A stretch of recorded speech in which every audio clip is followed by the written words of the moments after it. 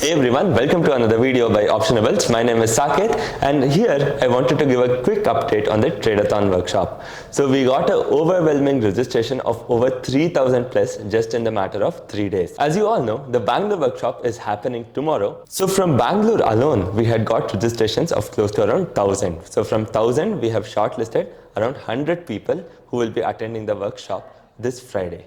So as I had mentioned in the intro video, we'll be bringing one speaker from your state to attend the workshop. We will now be introducing you to the Bangalore speaker and I'll be sharing the more details about him, before which I'll be giving a brief intro.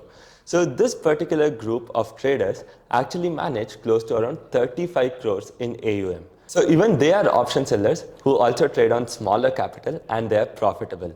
In this video, we'll also be looking at their verified P&L towards the end. And one more important thing, he's also the youngest SEBI registered RA in India. So you might have already guessed the name, but if you haven't, so now we'll be introducing traders from Live Long, that is Hari and Gautam. So let's quickly get into the video. Today with us, we have Gautam and Hari who are traders at Live Long Wealth. So now we are going to ask them what their journey is, and also we are going to take a look at their trade reports and how they have traded in the past. So let's start off with Gautam. First of all, Gautam, welcome to Optionables Tradathon workshop. Thank you, Saket. It's our pleasure to have you as a speaker. Pleasure is mine to be here on Click. Yeah, so the thing is, can you explain to our viewers about your journey, how you began trading and how you joined Live Long Wealth and how it has been here? Sure. So my name is Gautam and I started trading in 2020. That's the Corona year. You could call me the Corona trader. April 5th is exactly when we started trading. And during the phase when everybody was locked at home, we didn't have much to do. And there was a lot of buzz about how trading is going on. And that's when even I was interested and got excited about it. Started learned from a lot of people. During the journey when I was learning, I also met with Hari. And both of us had the same thought process and same vision towards how we wanted to trade. And since our work was also not too hectic, we both started discussing online what we could do, and that's how both of us joined together and started working on the trading part of it. That's what we did. We at Live Long have been working together for the last 1 year, building on trading systems, both discretionary and system-based and rule-based systems. And so far we've been profitable, and you could look at that in our ledger book. Right. So before we actually take a look at the verified records of the P&L, so let's also take the introduction from Hari. So you must have all known him through his Instagram profile. So if not, Hari is going to give a brief introduction of how he started trading and how his journey has been. So thank you, Saket. So it's a pleasure for us to be on your platform. Thank you so much. So as far as I'm concerned, if you ask like how I got started trading, so obviously like just like any other teenager out there, I too have been like really passionate about the markets from the time I have been 18. And my turning point in my career was when I started working for Futures First, which is a European proprietary trading firm. So that is the place where my whole outlook towards trading changed. Right. So I was kind of purely looking into the charts, price action, all those aspects. So then later on, we kind of actually understood that it is more or less data driven. Got it. And at the end of the day, it's a game of probabilities. So when did you, or what motivated you to start Live Long, and from when did you start it, and how your journey as an entrepreneur? So Live Long started as something else. We were initially in the healthcare domain. Okay. Parallelly, we were into the markets also. But during my second year of college, I kind of actually figured out that as far as the potential is kind of concerned, and the manpower requirements, all those things is concerned, financial markets is definitely the thing for me to pursue. Right. So that's the reason we kind of got started into the financial markets, and right now though we are kind of dealing in almost every other product. So now coming to your F&O journey, so from how long both of you have been, I think Gautam gave an introduction of himself where he is trading from the past 2 years. So how long are you trading? I have been actively into the F&O segment from the last 3.5-4 years. Okay. And so initially, just like anybody else, I also got started with naked buying and outrights, all those aspects. Right. So then later on, as I mentioned to you, once I got into Futures First, then we started trading spreads. Okay. So it was more or less futures, like we used to trade the deviation between the futures over there. Okay. and it's like much conservative approach. So right now also I majorly focus on yield strategies Okay. as compared to directional. So now talking about returns. So when both of you trade, what is the kind of returns you expect in a year, and what is the kind of risk you are ready to take to achieve that return? So as far as the return wise is kind of concerned, Okay. 25 to 30% per year. That's great. So what is the kind of risk you are ready to take to achieve this 20 to 30? So our historical drawdown is 8, Okay, 8%. and like as far as like the recent drawdowns has been concerned, we had taken 6. We had taken a hit of like 5.5, 6 this Jan. Okay, okay. So here we have actually connected the laptop to the screen. So we are going to zoom into the screen and actually take a look at the verified records. Before which we are going to go to Gautam. So they actually trade in 2 accounts. They run a rule-based trading as well as discretionary trading. So we are going to go to Gautam and take an introduction about both the styles of trading and then go into looking at the P&L records. Thank you, Saket. So this account is a 30 lakh account that we're running on discretionary mode here. I'll explain what we exactly do in this account. This is a weekly positional trading account, which means that we start our positions on a Friday and we end our positions usually on a Thursday. And if in case we are in good profit, we end a little early also.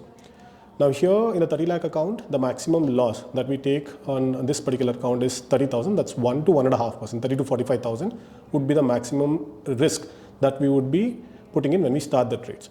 And I'll show the log how it's done in. Okay, so for our viewers, let me log into the backend and show how we performed in a 30 lakh account.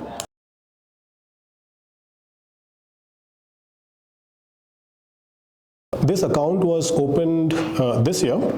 As you can see, it was opened on 1st of April 2022.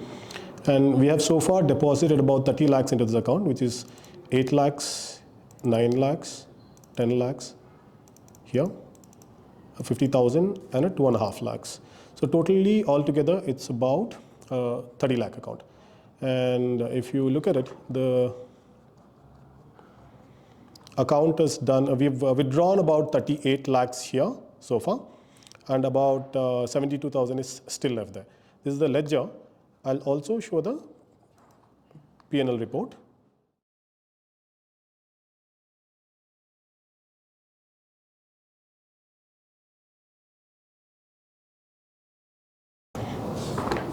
Okay, here's the final P&L. Net receivable after all our charges, which is turnover tax, stamp duty, GST, STT, brokerage, SEBI tax, all those things. It's about 8,72,515 roughly. So this is until last month. This roughly translates to about 29% of the capital that we had put into this. And currently we are in the process of shifting this account to another broker called First Stock, who's Bangalore-based broker.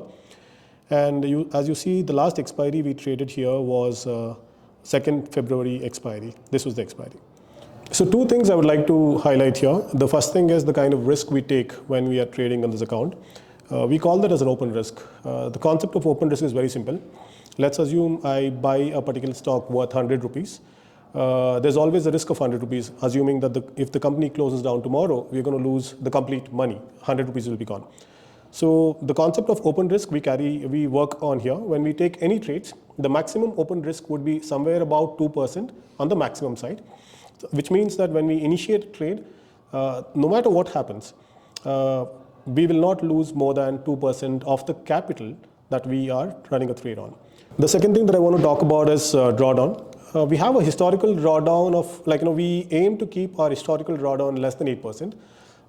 We've had a drawdown of about 4 to 5.5% in between when the markets were very volatile. So we are back up on our equity curve at this point in time after budget. So we just saw Gautam and how they trade discretionary trades in a 30 lakh account. Now we'll be moving on to Hari, where he is going to show us how they are trading even in a 3 lakh account. And trust me, they are running a rule-based system for a 3 lakh account and it is profitable.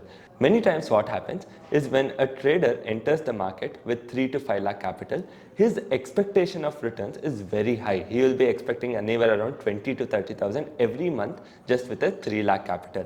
So now we are actually going to go to Hari and ask him what is the realistic expectation you can have with a 3 lakh account, and we are also going to see the P&L of this particular 3 lakh account. So we'll now be moving on to Hari.